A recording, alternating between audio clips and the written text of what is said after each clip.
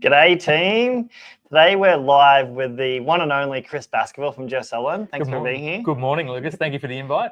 I shouldn't say I'm excited about this conversation because it's very much doom and gloom, but I'm really thrilled to have such an expert like yourself on today because there's a lot of conversation and debate out there around what people are hearing, what people are seeing in the market. When it comes to businesses and bankruptcies and insolvencies, and like every day you see something on the news, this another company went down, another company went down, but media can say one thing, right? Yeah. So why I'm really excited about this conversation is you're the expert in this field. I'm really keen to dive into some questions and really hear it from your perspective and as an expert in the insolvency restructuring world on why we're seeing what we're seeing today. Yeah, well, it's always good to talk about something that I'm semi-familiar with, which is nice. Been in the game nearly over 20 years now. And it's interesting, I think, going through I don't know the age of your listenership, but I presume they were around for the global financial crisis from 2008. And it was funny working in the insolvency space then because there wasn't an immediate impact. Like it wasn't like Obama came out and said, all right, GFC hit, and then the next day the economy fell off a cliff. It actually took a couple of years to really filter through. And then what ended up happening, we were just absolutely flat stick. Like it was just every insolvency firm was employing, we were just throwing human bodies to try and solve this huge inflow of work. So when we looked at the impact of COVID, we anticipated it was going to do something the same, but instead it actually goes the exact opposite way. We ended up deathly quiet for 3 years. And we're twiddling our thumbs going, well, where's the impact of this COVID coming in? Where's the GFC and why was the GFC took that? Yeah, interesting. Correct. But yeah, now, so basically tail end of 2023 and 2024 financial years, we're seeing a massive influx. It's coming to us. Yeah. Coming in waves. So we got some actual statistics today. When I put Chris on the spot, I was like, let's show some actual statistics of what is happening on the ground. And so I've got a bit of a slide deck to dive into, and we'll just talk to each slide. And I'm really just curious. I'm getting your thoughts, your opinion. I don't know if you can, I don't know, from a legal perspective, like what's the actual hard facts? Because the people out there want to know the truth, and they don't want to just listen to media. Well, I think it's probably good that those that are watching us, that we've pulled this data from the key websites that produce a lot of this information. So a bit about Jirsch Sutherland. You're a partner here in Brisbane. There's multiple partners around the country. Yep. How many staff are in the business? About 80, I thought. But I'm the last person you should be asking for those details. But about 80. And I think we're about 15 to 16 partners around Australia. And we are one firm. So you might be dealing with our colleagues in Western Australia, but we're all one unit. And I think your specialty, you specialize in insolvency and business restructuring, and that's all you do. Correct. Don't talk to us about tax, audit, self-managed super funds. We're not your guy. All right. Talk to us about these statistics. What does this tell us? Yeah, it's a good question. There's a whole lot of blue bars that are in varying sizes, Lucas. No, what this is this is a reflection of the number of companies that go into external administration recorded by ASIC since 1999, which is when ASIC started a statistic capturing regime. So probably if we move ahead one, you'll see this lightsaber there. That indicates what the average is. Before COVID came in, that was what the average looked like. And what we're talking about here, average of what? The average number of companies that would go into some form of external administration. Other administration or insolvency or... Yeah, correct. The keys being handed over to someone else to take control of their business to try and either save them or... Yeah. Effectively, an external administrator is someone that is not part of the company that has to do something with the company for a purpose. Usually it's the recovery of creditor monies. So this is an average over a 20-year period. Let's call it that 8,000 businesses Australia-wide is the average of that would be the average of how many companies fail per year. That's right. So if you sort of go to bed 1 July of a year, wake up 30 June, 8,000 companies on average have gone into external administration. Now, obviously, everything above the lightsaber is above the average. What was it that caused that? GFC was one of the major triggers for that. And you can sort of see there's about an 8-year runoff. So whatever they say, the GFC came and hit us in 2008-ish, you can see it's got an 8-year tail on it. And nothing really happened in the GFC period, did it? It was like it was afterwards. Yeah, I do remember in that sort of working 2011 and on, or 2010 to 2011, we were just, I was flat strap, but also working in a lot of distressed real estate. So obviously global financial crisis put the banks in a bit of a stressed situation. The money stopped flowing. And I think that was the really interesting part is we just watched the brakes go on, and anybody asking for money, you're not going to get it. You want to buy a new house, you're not going to get it. Like, you had to really meet, you had to be actually quite cashed up in order to take advantage of the GFC. There's always winners and losers. I think that's a really important point to make. Those that were cashed up and ready, they just went to town. It became a buying spree. They were like, great, I'm going for it. I remember between 2008 and 2012, like I remember that being a highlight of my career in the tech space, because we had people throwing cash at us to invest into technology and upgrade their businesses. Yeah. Well, it's interesting you say that, because I guess necessity is the mother of all invention. So we need to adapt. We need to change. Like, that's a necessity. So it triggers that, I mean, famously, all those major wars that we've, World War I, World War II, they were great technology shifts. We all had to become and adapt. And so that makes sense in the GFC to do that. And then come COVID, I think the interesting element, we'll bring that up. You can see the COVID impact on our industry is we actually lose. There's a lot of work not coming in the door. But for the general public, that's a good thing, because it means businesses aren't failing. So what that shows me is that in COVID, it's like less than half. Yeah. 4,000 businesses are failing rather than 8,000. So, insolvency practitioners are crying. We're all going, hey, where's this new work? And most of us are sort of thinking, oh yeah, GFC, that was huge. It just resulted in landslides of work. And then we're all sitting here going, where's it gone? Has anyone found the new work? This is because the government was handing out money to keep the businesses afloat. Yeah, so you got to remember where that dip is in the below average rates of insolvency is the government's response in a number of, there's 25 initiatives they took, but one of them is we're just going to throw $300 billion in all different stimulus packages to keep the economy as close to normal as possible while we get through this medical emergency. That was the thinking behind it. So JobKeeper was the number one stimulus, and I think everybody in business managed to qualify for that.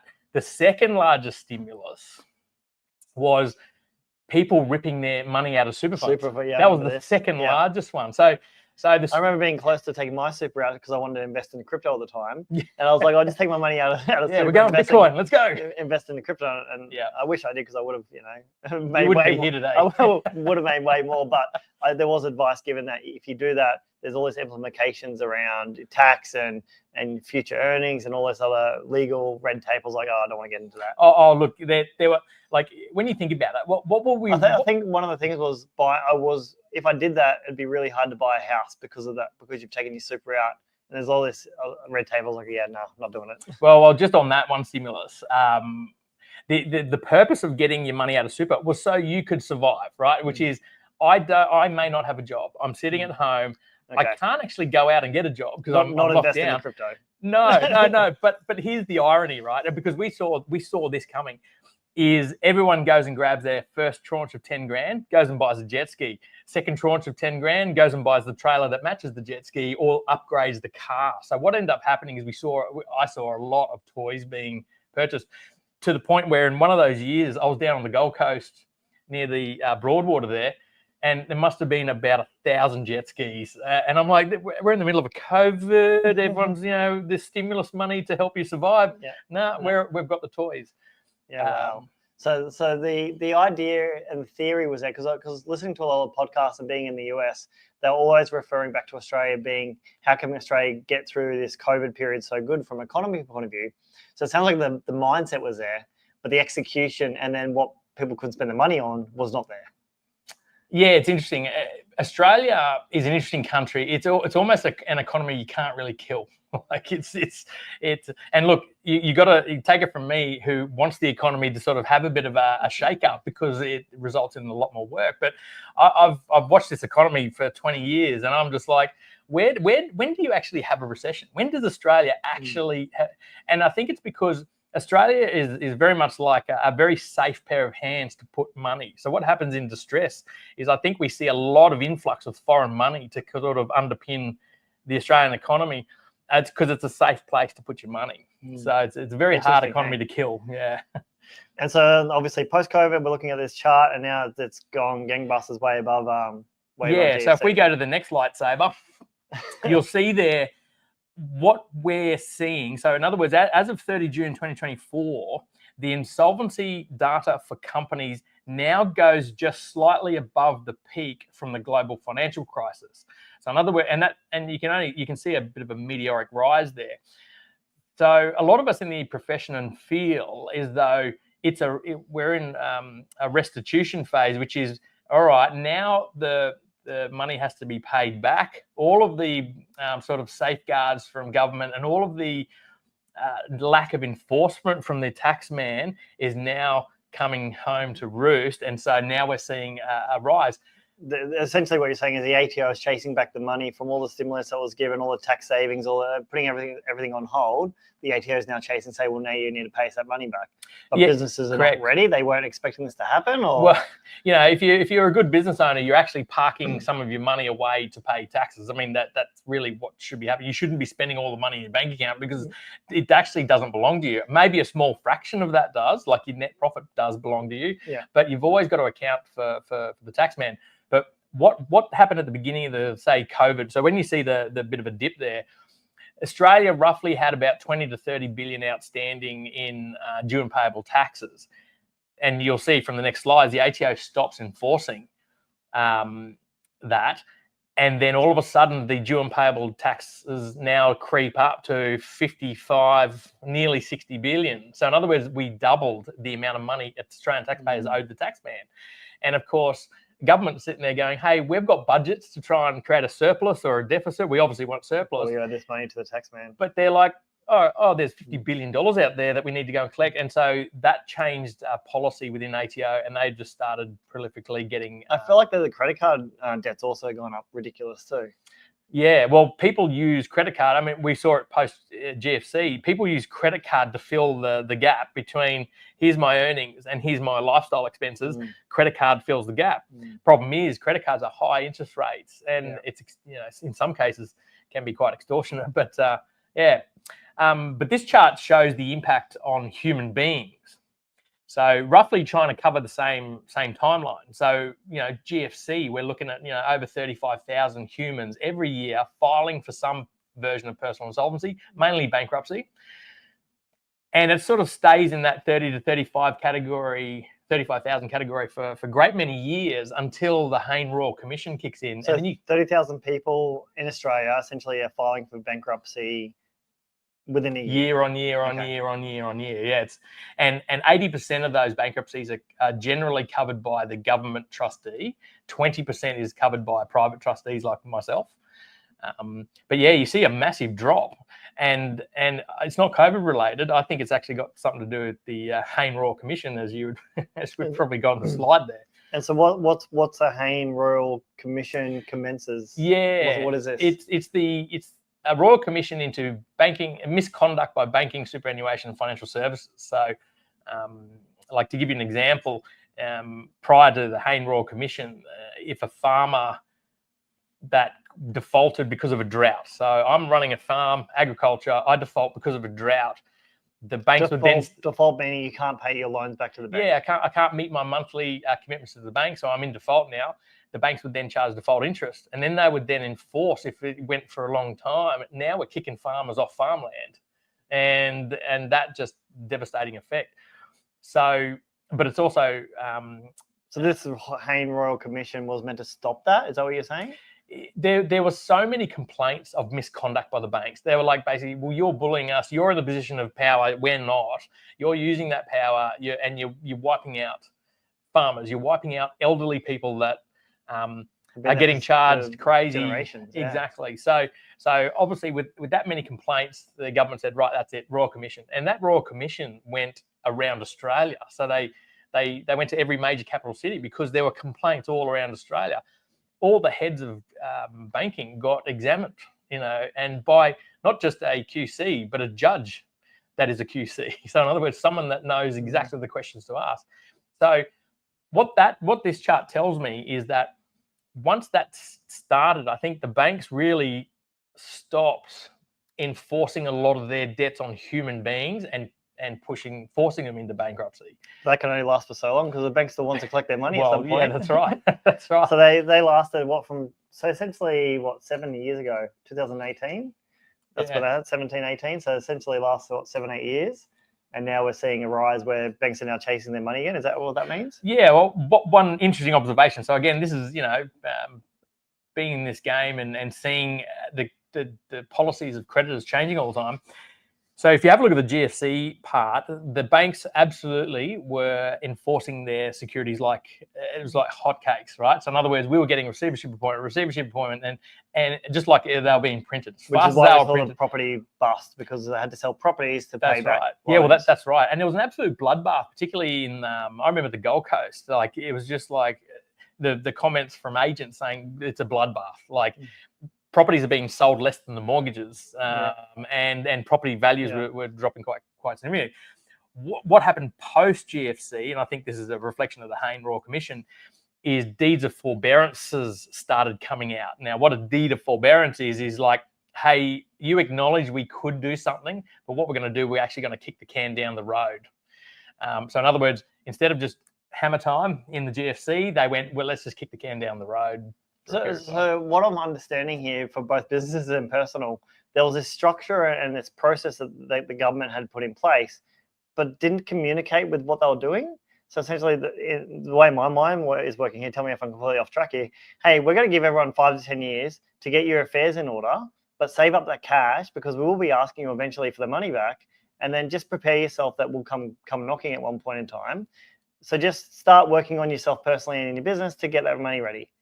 That was never communicated. So then next minute they come and they go, then people are saying, well, now I'm going bankrupt. They're like WTF. Yeah. Like, is that what I'm understanding? Yeah. Well, I remember, I think ScoMo famously said, effectively what you're saying, get your business in order or exit with grace. In other words, now's your time. You either re-engineer your business, get it ready, restructure it, or exit the landscape with grace, because this is your window. So, in other words, from the government perspective, they said, all right, well, we gave you 3 years. Now it's hammer time. We're now going to be asking for our money. So, like, I think from a marketing point, because the government sucks at marketing, like there's no, in my mind or any business owners that I speak to, there's no real being communication or marketing around this conversation in the last 3 or 4 years. It's just like, you don't have to pay money? No, you do. Yeah. Well, that's the thing. I think that's why you got to. Have I missed something completely? That's why you got to stay connected to guys like us, because it's kind of like, well, what are you seeing? And I'll tell you this. I just caught this glimpse, and it was on YouTube, and it was the commissioner of the taxation office in front of the federal Senate committee, oversight committee, and they were absolutely grilling him like, why you're not chasing debts? We've got a $50 billion out there. Why? And the guy's having to dance around saying, yeah, we tried to give businesses time to get back into ship shape or exit with grace. And the Senate was basically saying, it's time. So from that moment in time, I noticed a massive uptick in director penalty notices, all sorts of notices like lodge your outstanding returns, threat, different colored letters, like some were green, some were blue, some were red. So obviously if it was red, that's probably pretty bad. So well, I got a call from the ATO about 3 weeks ago, and they said, oh, you've got a month to pay your ATO debt. We personally I owe like $3,000, and like, but you don't, well, as a 3-year tax agent, you actually don't pay because then it gets rolled into your losses and then it gets done through. But if you haven't done your tax for the year, then the ATO is chasing. I was like, oh no, the accountant's handling it. And like, well, I'll call you in 4 weeks and it is to make sure you got it in order. So I've never had a phone call from the ATO ever. And it's not like I owe money to the ATO because it's being sorted through the tax losses. But essentially, that's what's now happening is ATO physically calling people to chase them for the money they owe, even if it's as small as something like $3,000 or probably large like millions of dollars. They've absolutely, there's been a shift, and I think ATO is a very policy-driven organisation. It's not commercial; it's policy-driven. So, in other words, if policy says it's time to chase our money, they do it. If policy says let's ease back and just let the it all simmer over, they'll do it. So yeah, what everyone is experiencing is the ATO going pedal to the metal now, but they're also being pretty creative in how they chase you. So phone calls, text messages. Hey, did you know, Lucas, your outstanding lodgements? They're now getting more sophisticated with communication, which is all done on an online portal now. So your accountant is talking to the ATO through a portal. Documents are being exchanged through the portal. But also data matching is improving from the ATO. So in other words, if they're now connecting all the major databases together so that they can basically track you everywhere. Yeah, wow, so it's interesting. Becoming more sophisticated. We can talk for hours on this. We can. Let's dive into this one. This is super interesting. Yeah, so this is the reflection of which industries are most impacted by corporate insolvency, and you can see there number one is construction. And construction historically is either one or two. Like it just seems to be that one industry where everyone, I'm an apprentice, I'm going to start my own business. I'm sick of working for the man. I'm going to start my own one, but I don't know how to run a business. I'm very good at trade, but I don't know how to run a business. And that's why they're in the number one spot. Well, it's what you're seeing on like literally every week I see it on the news. Another construction company goes bust. Another construction company goes bust. And the understanding I have from the industry is that they had committed to all these builds, whether it's residential, commercial, fixed price, but labor is skyrocketed because they can't find good staff, and materials skyrocketed. That's right. So if you what was interesting is, and I'm sort of laughing because I remember hearing this stimulus package going, well, this is going to end a disaster, but the federal government quickly, whenever there's any kind of shake up in the economy, the first thing they'll do is incentivize construction for people to invest in construction, right? Build new homes, build skyscrapers, all that. Now that's great. So now we've created a demand. The trap now is supply. And so now that we've created a skyrocketing demand, we're giving so much incentive out there. Now we've got to fill the gap with supply. Oh crap. All the workers have left the country, or we're no longer working, or we're locked down. And then our trade supplies come from overseas mostly, but all those ships are sitting off the container ports, can't get into Australia. So it turbocharged this demand side, but then the supply couldn't keep up with the labour and materials. Which means everyone just jacked their prices. Correct. But now I'm a builder caught with a fixed price. So all prices are going up as I'm watching this, but I can't then charge that price to the consumer. Now, a lot of really good builders pivoted very quickly. I know everyone hates the word pivot, but they pivoted quickly to get out of those fixed price contracts, and now it's becoming more cost plus type approach. So they're fixing that problem, but there's a lot of builders got caught. Yeah, a lot of big builders. There was a lot that just got. I saw the other day. Unfortunately, a family-owned pool builder, 35 years in the industry, 100+ staff, went bust. Yeah, they build pools. Yeah, like it doesn't have to be a good scrapers. It can just be, your family-owned business, which is pretty sad. It's because you you just don't know the metrics behind the business. Like you don't know how leveraged they are and how susceptible they are to any change. Kind of shake-up. Yeah. And really boring accountants smarter than me will do sensitivity analysis, which is if your prices fluctuate 5 or 10% for supply side, how does that impact your net profitability? And some businesses were so highly leveraged that only a 1 or 2% change tip them over, and that's it. Whereas some businesses have got very healthy, strong balance sheets that they can probably survive. On 1% margin. What are the colours we got here? Okay, so yellow is 2024. Okay, so construction's like gone through the roof since they've always been number one, essentially, but now they've gone through the roof in 2024. Yellow was the 2024 sort of results, and it was comparing it to the last 2 years. So in other words, you're seeing a growth in phase. So it's not just construction's leading; it's also growing in terms of number. Yeah, wow. And you can see historically, it was already up there anyway. So this is based on number of businesses. So 2,500 construction businesses have gone bust in 2024. Yes, that's right. That's a lot of like versus then versus accommodation and food services, retail trade. Yeah, interesting. Yeah, correct. And you can see there, say the second one is accommodation food services. I ignore other services because if you can't categorize it, how can you make any decisions? But anyway, accommodation followed by retail trade. So if you look at those two things, that's consumer spending. So in other words, with the increase in mortgages, people coming off fixed rates mortgages, and now we're getting a tightening of the purse strings. We're not going to go and have 3 dinners a week anymore. We're not going to go to the movies 5 times a week. You know, we're going to start curtailing that. That has a direct impact on those businesses that are relying on you to see them 3 times a week. You know. And retail trade, is it like just buying goods and services from the retail shops? Myers, for example, like what That's that category? that category ordinarily would fit the consumer retail. So in other words, you go into Carindale Shopping Centre and you want that dress from that dress shop. That dress shop is no longer there. So that would be retail trade. So this year alone, 650 retail shops have disappeared. Yeah, retail businesses. That's right. So sad, hey. Then obviously manufacturing is similar to construction, not as high, but still affecting transport, administration, support services, rental, hire, real estate services.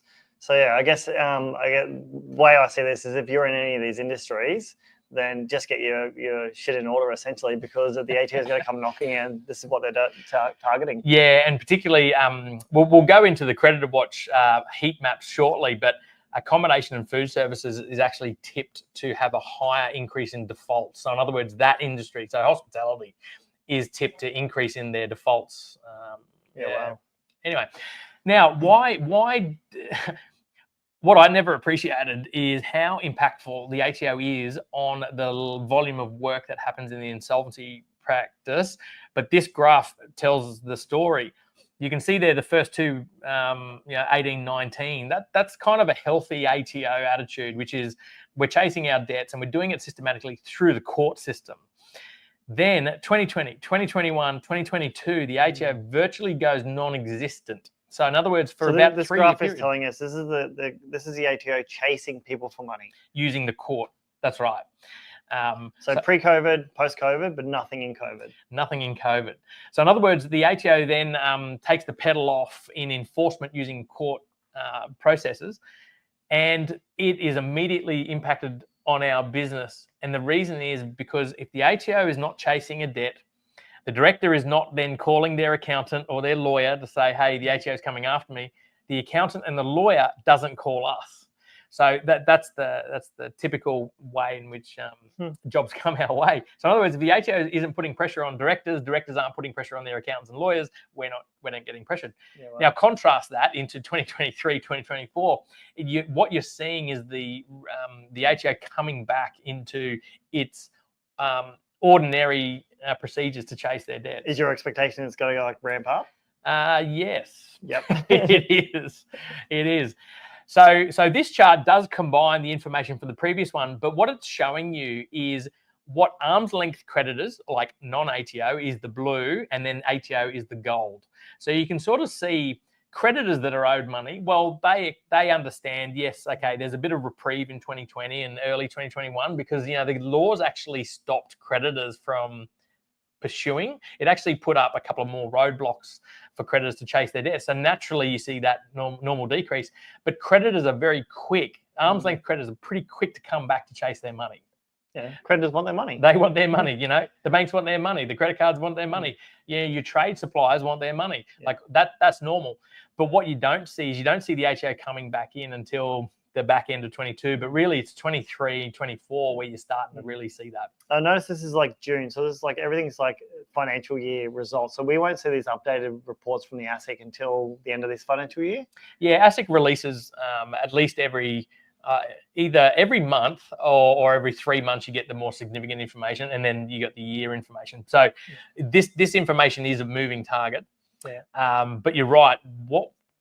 What we won't see is anything that we predicted is going to happen by 30 June next year. We won't see that until probably July or August next year. Yeah, wow. Okay, so we should jump on a session again in 6 months from now. Now, as a response to COVID, and the federal government introduced small business restructuring, and it's really interesting. You were talking about America before. You've heard of the concept of Chapter 11 bankruptcy. Yeah. So the general concept of Chapter 11 bankruptcy in America is that the directors stay in control of their business formulate a plan, and then it's a very court-driven process. So then you've got to go and convince the court this plan should be rubber stamped to keep the business alive. So it allows the business to keep trading, directors in control, etc. Some of the mindset that goes into small business restructuring captures that, which is if you're a small business. So before you go on, so a small business restructuring is a plan from the government rather than saying, hey, you're either bankrupt or this is like a plan to make sure you don't go bankrupt and help you or insolvent and try to keep the company afloat. So is that what you're saying? That's right. It's designed, it's not a government plan, but I'll get to that. It's designed to keep viable businesses alive that employs people, and it deals with what we call legacy debt. So imagine in COVID, you racked up a legacy debt. Jet ski debt? Yeah, all that. You racked up a legacy debt, but you've actually got a viable business. Like you've got good cash flow, good profitability. You're just weighing down by this legacy debt that you can get that relief. So in other words, we can cut that legacy debt off. You don't have to, not completely, of course. You have to pay some of it back.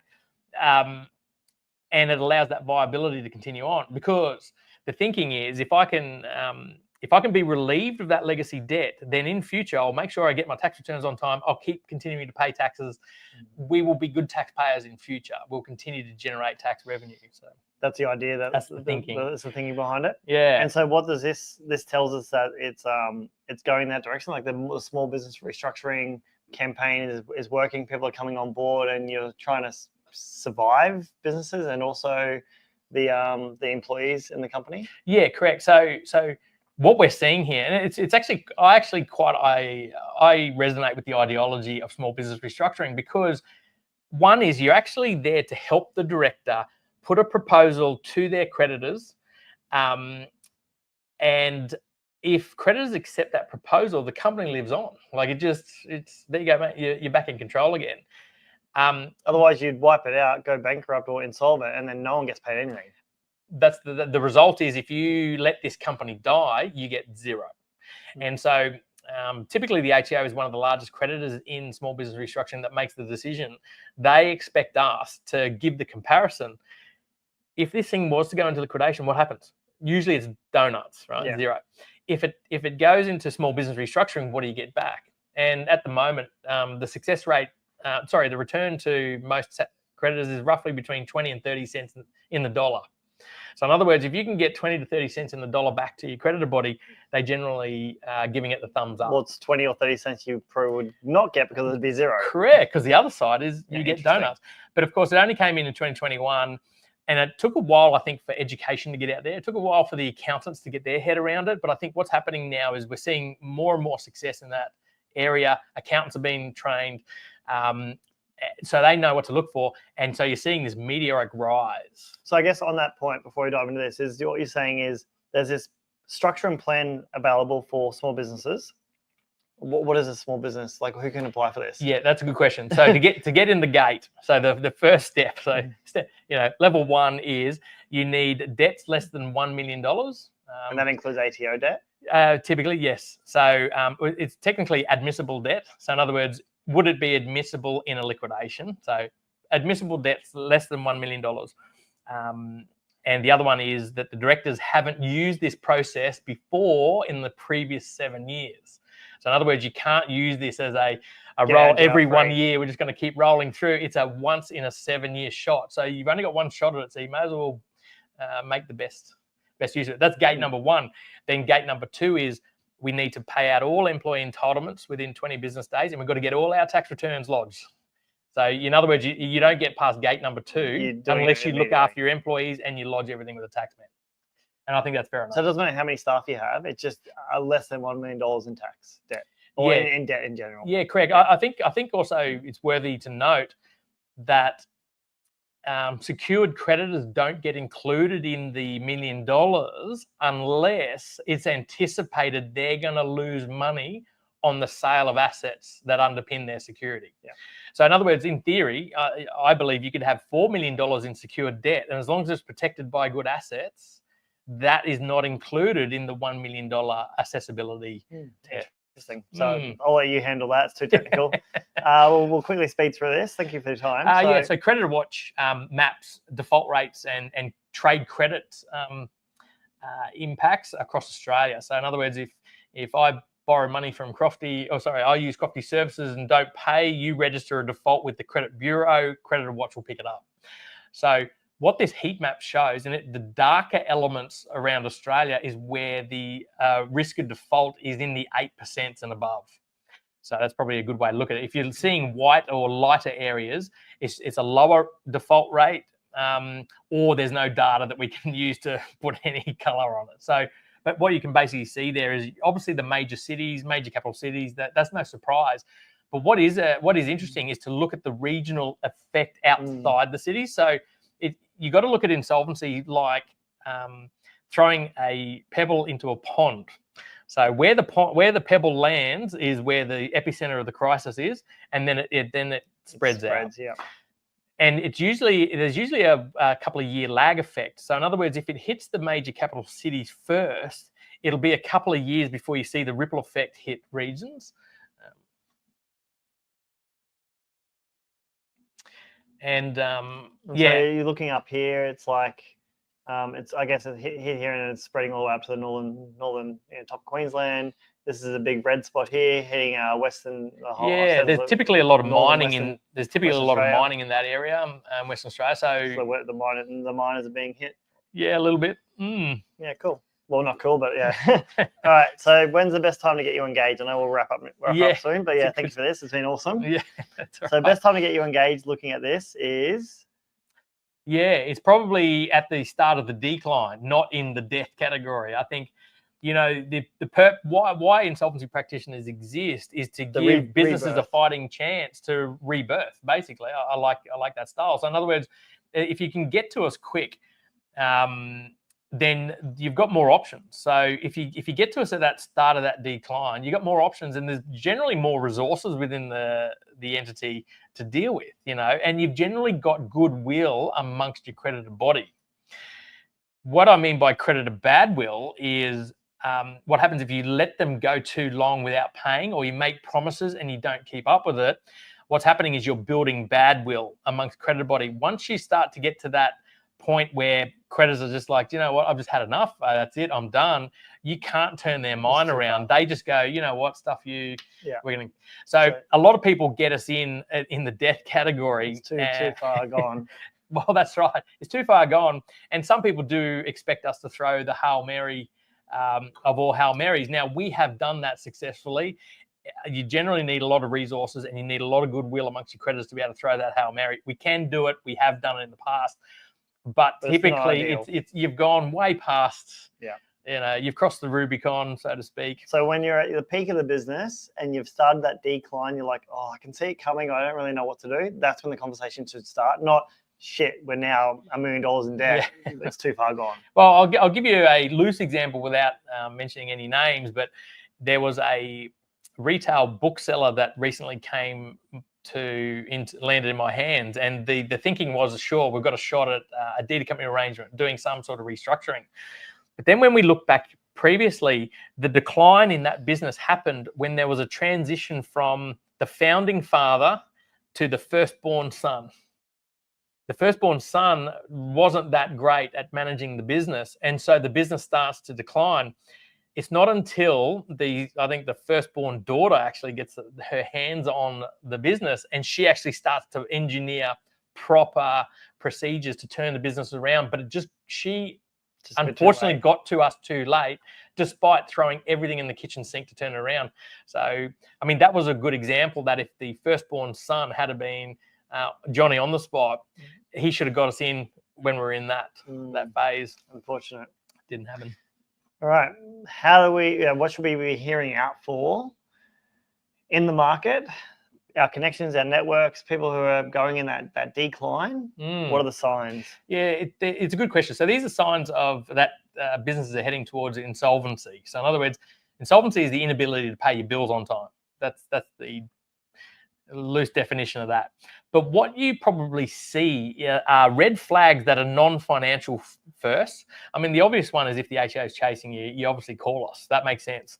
But you know, we can't pay our bills on time. We're not paying staff on time. I mean, if that's not the biggest red flag ever in business, that's Well, I the see big you one. got high staff turnover. That's an interesting one. Yeah, because it's generally a reflection of leadership within the business. So in other words, if I'm employing a lot of people and then just they're turning over, it means you've got a real problem at management. If there's a cultural issue, there's something at the head, you know, fish rots from the head, you've got problems at that level.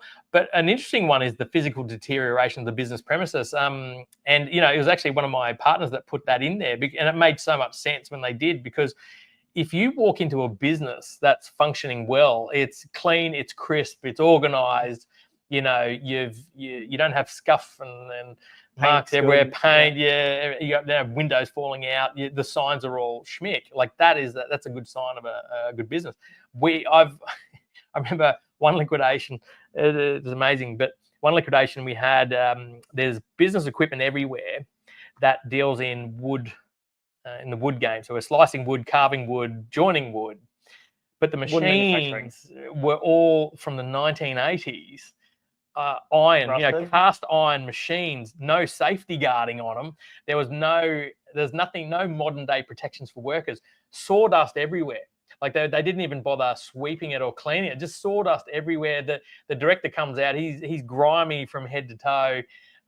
Like he's not even presenting himself well. And I just lost complete faith that this business could trade immediately. Because I said, well, if you're not investing in that new technology, particularly to keep your staff safe, because it's so easy to throw your hand in a saw and cut it off. It sounds like the director at that time, like if they lose faith in themselves, they've lost faith in the business. It's just like there's just no care factor. Yeah, correct. Yeah, that's right. And I saw it again in a timber milling plant in northern regional New South Wales, which sort of, it came to our hands just as the floods came in. So it was a tremendous amount of rain. Now, when you got a tremendous amount of rain and you're in the timber industry, you can't get on site to cut timber down to then put into your factory. And you need 2 straight days of dry in order to get into the yard. So when it rains day 1, doesn't rain day 2, then rains day 3, it was just a disaster. But again, same thing. The business premises was just horrific. Like, didn't look like they didn't look after it. That's right. Yeah, wow. Interesting. Thank you very much for this. I know it's a lot of your time, but I really do appreciate it. And for anyone listening in, I just really wanted to get Chris on today because I'm hearing this around all my networks. People are worried. They're not sure about Christmas. I think with this whole change of government in Queensland here, it might be different now. Liberal taking over, we don't know. But there's been a lot of talk and a lot of insecurity, instability, and especially with the interest rates, we don't know if that's going to even come down before Christmas. So I wanted to, thank you very much. I really do appreciate it. Thank you, Lucas. Thank you, guys. You're a world of like you're an expert in this field, right? And this is what you're seeing every day. We as business owners, we don't typically see this. So I really do appreciate this. Thank you. All right. Thank you.